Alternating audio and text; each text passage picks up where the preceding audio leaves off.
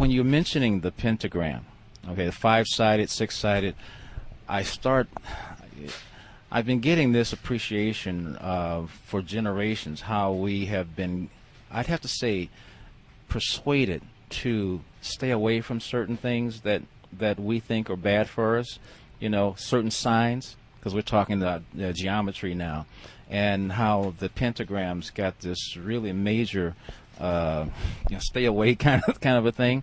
And then when we look at the truth of this is kind of amazing to see the very things we're guided to stay away from are the ones that we should really be embracing. Yeah, I suppose we shouldn't make jokes about everything that the Catholic Church said not to do was what you needed to do. But the kids were a bit confused, actually.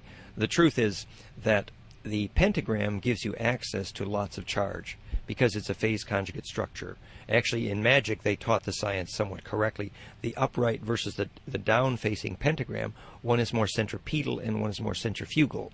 Okay. So in physics, we know that's literally the shape which allows things like hydrogen to make gravity. Mm-hmm. So it's how black holes are made, quite literally.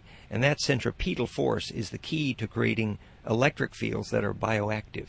So it's truly powerful, and it can be dangerous, actually. Mm-hmm. But a fun example of this is when, in Gregorian music, there was something called the devil's chord. Now, the devil's chord is basically golden mean ratio applied to the octave. Mm-hmm. So when they made the golden mean ratio, they noticed that their DNA rung, and it got scary, powerful, And they call it, well, that must be the devil, so we'll call it the devil's chord. Mm-hmm. But actually, it was a clue to the nature of psychokinesis in music, because that's how you make implosion with sound. Mm-hmm. And your body's doing it all the time. So, yeah, the good things got bad press, and the kids were confused. But religion becomes science when you understand. Well, and also our talk about fear. Fear is not fractal.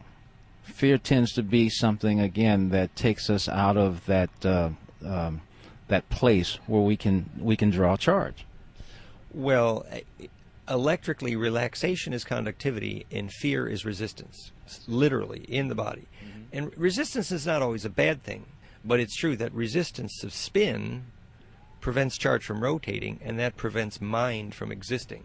Mm-hmm. So if you spend too much time in fear, the electric field you call your mind will be reduced. Mm-hmm. It's true. But it doesn't mean that fear isn't always useful. I mean, a little baby needs to be taught to be afraid of putting his finger on the hot fire. Mm-hmm. That's appropriate fear. Mm-hmm. So there's some things you should resist. Mm-hmm. But in general, for your aura to be growing, you need to be in a place where you can be totally relaxed, and that's where your aura can grow. So that's why they say fear is the mind killer. It is, because and it manifests in so many ways. If we're looking at how to be fractal, in a way of speaking, it's really how to stop, or let's say, put our judgments aside. Our opinions about someone being better than or worse than, the walls that we create, the boxes that we tend to place ourselves in that we think are better or worse than someone else's box.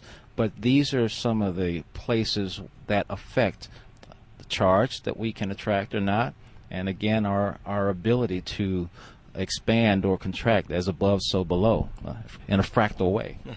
Well, yeah, I am that I am, or as above so below, do appear to be names for the principle of self-similarity or fractal. Mm-hmm. But what you bring up is very helpful about, the opposite of fear is actually probably empathy or love. Mm-hmm. And the physics here appears to be that your aura grows if you're in a fractal field, which means biologic architecture, a charge-compressing capacitor, a space that causes seeds to germinate.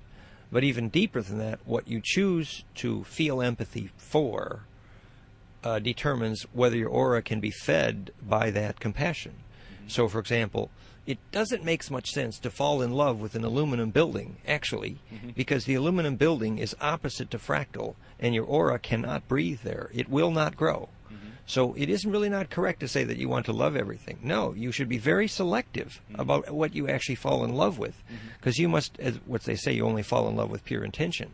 What they mean is you should embed yourselves in fractals which are bigger than you that allow your aura to unpack. Mm-hmm. So you actually choose what you fall in love with based on where you know your aura is going to grow, actually. Mm. It doesn't mean that, you don't help the lady on the street who's hurting, but it means that ultimately the deepest part of your empathy goes to structures that your soul realizes is the next bigger fractal for you. Because that's, the physics of biologic architecture is quite simple, that a building needs to make the electric field that allows a seed to grow. And that's measurable, seeds of knowledge. So, but in terms of empathy, then you might fall in love with an old cave or a building which has a fractal field, and because you know that this is a symmetry that can help grow your aura. Right. Wow. We're talking with Dan Winter.